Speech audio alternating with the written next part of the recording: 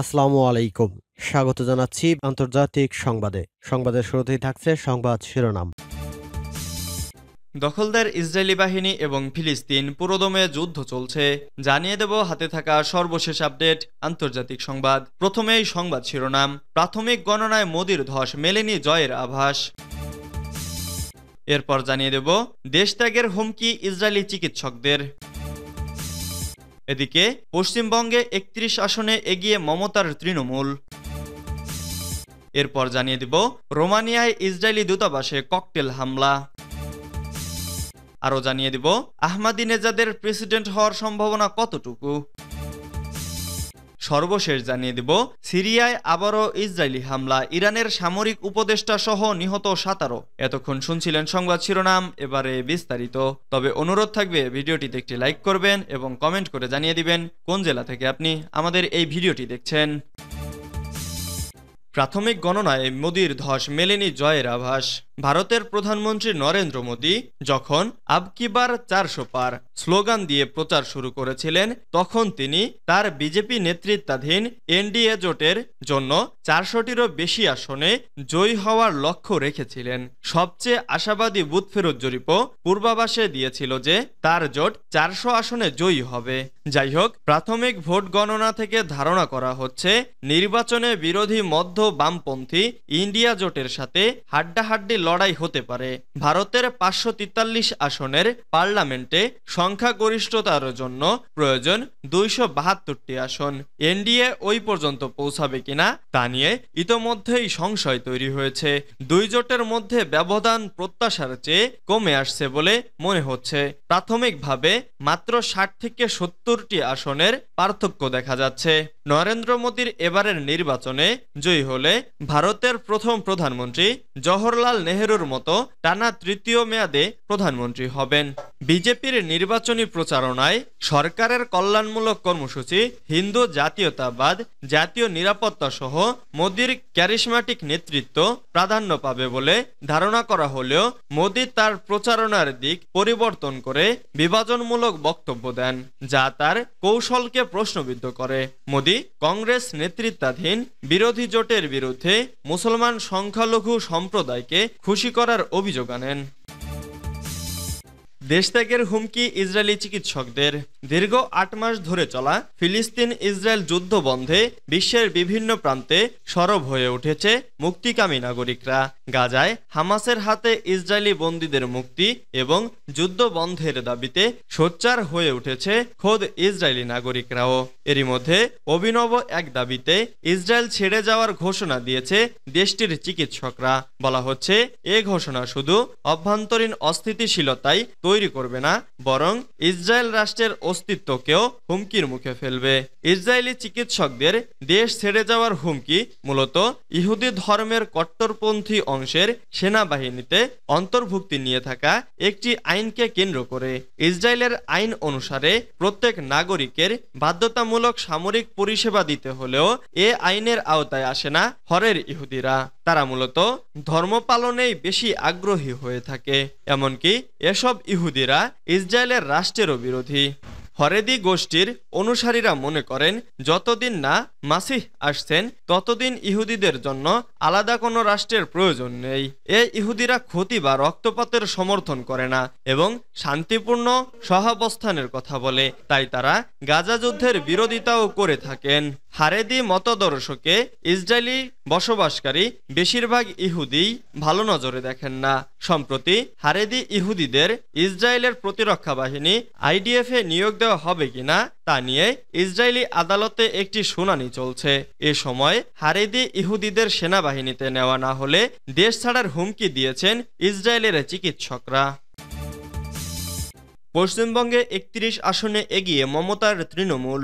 Sub হিসাব নিকাশ উল্টে দিয়ে পশ্চিমবঙ্গে এগিয়ে গেল মমতা বন্দ্যোপাধ্যায়ের তৃণমূল কংগ্রেস। মঙ্গলবার ৪ জুন ভোট গণনার শুরুতেই এগিয়েছিল মোদীর বিজেপি, কিন্তু বেলা বাড়ার সঙ্গে সঙ্গেই এগিয়ে গেছে তৃণমূল কংগ্রেস। আনন্দবাজারের এক প্রতিবেদনে বলা হয়েছে, পশ্চিমবঙ্গের ৪২টি আসনের মধ্যে তৃণমূল কংগ্রেস এগিয়ে রয়েছে ৩১টি আসনে, আর বিজেপি এগিয়ে 10 10টি আসনে এবং কংগ্রেস এগিয়ে রয়েছে 1টি আসনে। ভারতের লোকসভার মোট আসন 543টি। বাংলাদেশ সময় দুপুর 12টায় ভারতীয় সংবাদ মাধ্যম এনডিটিভির তথ্যমতে 290 আসনে এগিয়ে রয়েছে মোদির জোট এনডিএ, আর রাহুল গান্ধীর ইন্ডিয়া জোট এগিয়ে 228 আসনে।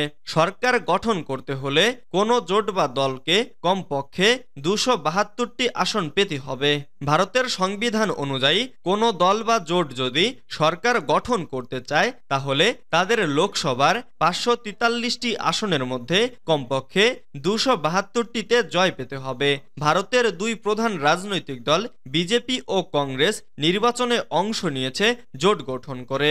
ক্ষমতাসীন দল ভারতীয় জনতা পার্টির জোট এনডিএ বা ন্যাশনাল ডেমোক্রেটিক অ্যালায়েন্স শুরু থেকেই 400-র বেশি আসন পাওয়ার প্রত্যাশা করছে।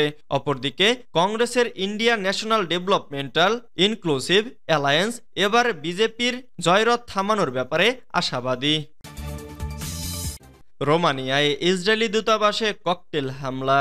রোমানিয়ায় ইহুদিবাদী রাষ্ট্র ইসরায়েলের দূতাবাসে ককটেল বিস্ফোরণের ঘটনা ঘটেছে। এ ঘটনায় জড়িত থাকার অভিযোগে এক বিদেশি নাগরিককে আটক করা হয়েছে। খবর বার্তা সংস্থা এপির প্রতিবেদনে বলা হয়েছে, সোমবার 3 জুন রোমানিয়ার রাজধানীতে ইসরায়েলি দূতাবাসের প্রবেশপথে মলোটভ ককটেল দিয়ে হামলা চালানোর অভিযোগে এক বিদেশি নাগরিককে আটক করা হয়েছে। এ হামলায় অগ্নিকাণ্ডের ঘটনা ঘটলেও হতাহতের কোনো খবর পাওয়া যায়নি। বুখারেস্ট পুলিশ বলছে, ঘটনাস্থলে পৌঁছানোর আগে একজন 34 বছর বয়সী ব্যক্তিকে রোমানিয়ান ইন্টেলিজেন্স সার্ভিসের সদস্যরা গ্রেপ্তার করেছে। সন্দেহভাজন ওই ব্যক্তি হামলার পর নিজের গায়ে আগুন দেওয়ার চেষ্টা করেছিলেন। স্থানীয় নিউজ চ্যানেল DG24 এর বরাত দিয়ে বার্তা সংস্থা এপি জানায়, গ্রেপ্তার হওয়া ওই ব্যক্তি সিরিয়ার নাগরিক হিসেবে ধারণা করা হচ্ছে। একজন পুলিশ কর্মকর্তা জানিয়েছেন, সন্দেহভাজন ওই ব্যক্তি ব্যক্তিগত অভিযোগের দ্বারা অনুপ্রাণিত হয়েই এই হামলা করেছে। তিনি গাজা উপত্যকায় ইসরায়েলের চলমান হামলার প্রেক্ষাপটে দূতাবাসে হামলা করেন। আহমাদিনেজাদের প্রেসিডেন্ট হওয়ার সম্ভাবনা কতটুকু? আবারও ইরানের প্রেসিডেন্ট হওয়ার দৌড়ে দুইবারের সাবেক প্রেসিডেন্ট মাহমুদ আহমাদিনেজাদ। প্রেসিডেন্ট নির্বাচনে অংশগ্রহণের জন্য রোববার 2 জন তিনি নিবন্ধন করেছেন। এরপরই তার ফের প্রেসিডেন্ট হওয়ার সম্ভাবনা নিয়ে বিশ্বব্যাপী জোরে সোরে আলোচনা হচ্ছে। আগামী বছর ইরানে প্রেসিডেন্ট নির্বাচন হওয়ার কথা ছিল, কিন্তু গত মে মাসে আকস্মিক হেলিকপ্টার দুর্ঘটনায় প্রাণ হারান রাইসি। এতে হঠাৎ ইরানের রাজনৈতিক পরিমণ্ডলে শূন্যতার সৃষ্টি হয়। সেই শূন্যতা পূরণে কে হবেন ইরানের পরবর্তী কাণ্ডারি, সেই অপেক্ষায় রয়েছে বিশ্ববাসী। কারণ তেহরানের মসনদ হচ্ছে একটি উজ্জ্বল উনুন। সেখানে যেই বসুক না কেন তাকে ইসরায়েল ও যুক্তরাষ্ট্রকে মোকাবেলা করতে হবে। আর আঞ্চলিক আরব শত্রুরা তো আছেই। প্রেসিডেন্ট পদ শূন্য হওয়ার পর ইরানের আইনের বাধ্যবাধকতা অনুযায়ী 28 জুন আগাম প্রেসিডেন্ট নির্বাচনের জন্য প্রস্তুতি নিচ্ছে দেশটি। এই নির্বাচনকে ঘিরে প্রতিদ্বন্দ্বী প্রার্থীদের মধ্যে প্রতিযোগিতা শুরু হয়ে গেছে। এ দৌড়ে নাম লিখিয়েছেন প্রায় 40 জন। তবে ইরানের আইন খুব শক্ত ও জটিল। দেশটিতে কেউ সরাসরি প্রেসিডেন্ট নির্বাচনে প্রতিদ্বন্দ্বিতা করতে পারেন না। তাকে গার্ডিয়ান কাউন্সিলের বাছাই পার হতে হয়। মূলত নিবন্ধনকারী সবার ভাগ্য ঝুলে আছে গার্ডিয়ান কাউন্সিলের হাতে। এ কাউন্সিলের অনুমোদনপ্রাপ্ত ব্যক্তি প্রেসিডেন্ট পদে চূড়ান্ত লড়াইয়ে নামতে পারবেন। সবকিছু ঠিক থাকলে 11 জুন যোগ্য প্রার্থীর তালিকা প্রকাশ করবে কাউন্সিল। সিরিয়ায় আবারও ইসরায়েলি হামলা, ইরানের সামরিক উপদেষ্টা সহ নিহত 17। গত এপ্রিলে সিরিয়ার রাজধানী দামেস্কে কনসুলেট ভবনে ইসরায়েলি হামলায় 7 কর্মকর্তা সহ নিহত হন ইরানের senior commander brigadier general Mohammad Reza Zahedi. এ নিয়ে পাল্টাপাল্টি হামলায় জড়িয়ে পড়ে ইরান ও ইসরায়েল। এবার নতুন করে সোমবার ৩ জুন সিরিয়ায় ইরানি ঘাঁটি লক্ষ্য করে বিমান হামলা চালিয়েছে ইসরায়েল। এ হামলায় নিহত হয়েছেন ইসলামিক রেভলিউশনারি গার্ড কোরের এক সামরিক উপদেষ্টা। একই সাথে মারা গেছে অন্তত আরও ১৬ জন। আইআরজিসির বরাত দিয়ে ইরানি সংবাদ সংস্থা তাসনিম নিউজ এজেন্সি জানিয়েছে, গতরাতে সিরিয়ার উত্তরের শহর আলেপ্পোতে ইহুদিবাদী ইসরায়েলি হামলায় আইআরজিসির এক উপদেষ্টা নিহত হয়েছেন। নিহত ওই সামরিক উপদেষ্টার নাম সাইদ আবিয়ার।